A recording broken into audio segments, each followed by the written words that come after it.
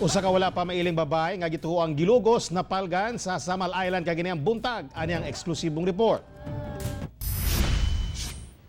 Dinhi sa bakanting lote sa barangay Villarica, Babac District, Samal Island, napalgan ang usa ka babaeng walay panimuot.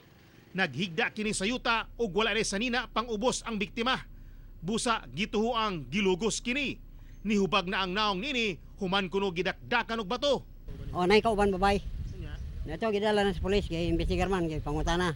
Na yan tugan man ang babae nga kami uban na gihila daw lagi diri. Wasa kay balo kung pila ka tawo ang nagdala sa iya.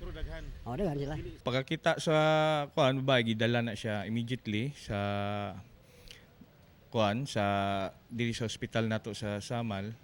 Unya naay possibility nga nakita tungod kay naay mga traces nga gi-rape allegedly. Nabtan pa sa Juan Mindanao sa ospital sa Peña Plata ang biktima.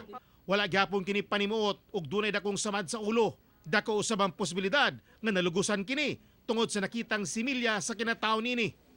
Walay dalang ID ang biktima ug timailhan lamang nini kining tattoo sa iyang walang kamot nga magi.